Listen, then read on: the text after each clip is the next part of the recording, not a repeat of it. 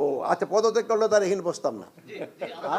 এখন যখন না ইউনিভার্সিটি যদি কোনো প্রশ্ন থাকে বলেন, তা নাহলে আমি এখন না আর না। আপনার প্রশ্নের উত্তর সবাই আগে দিচ্ছে। শরীফ ওসমান হাদির হত্যাকারী কোথায় আছে সেটা জানলে আমরা তো আগেই ধরে ফেলতাম, এমন মন্তব্য করেছেন স্বরাষ্ট্র উপদেষ্টা জাহাঙ্গীর আলম চৌধুরী। তিনি জানান, ইনকিলাব মঞ্চের মুখপাত্র শরীফ ওসমান হাদির হত্যাকারীদের বর্তমান অবস্থান সম্পর্কে স্বরাষ্ট্র মন্ত্রণালয়ের সঠিক ধারণা নেই। সোমবার স্বরাষ্ট্র মন্ত্রণালয়ের কোর কমিটির বৈঠক শেষে ব্রিফিংয়ে সাংবাদিকদের একথা জানান তিনি। স্বরাষ্ট্র উপদেষ্টা জানান, হাদি হত্যাকাণ্ডের তদন্তের বেশ অগ্রগতি হয়েছে। শরীফ ওসমান হাদির হত্যাকাণ্ডের সঙ্গে জড়িতদের বিচারের বিষয়টিকে সর্বোচ্চ গুরুত্ব দিয়ে দেখছে এবং এই ঘটনার ন্যায় বিচার নিশ্চিতকরণে বদ্ধপরিকর। এই হত্যাকাণ্ডে জড়িত কাউকে কোনো প্রকার ছাড় দেওয়া হবে না।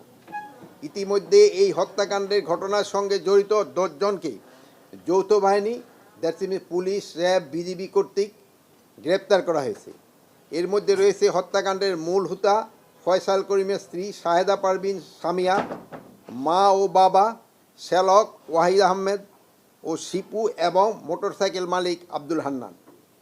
তাছাড়া হত্যাকাণ্ডে ব্যবহৃত মোটরসাইকেল এবং 2টি বিদেশি পিস্তল, 2টি ম্যাগজিন, 41 রাউন্ড গোলাবারুদ এবং একটি খেলনা পিস্তল উদ্ধার করা হয়েছে।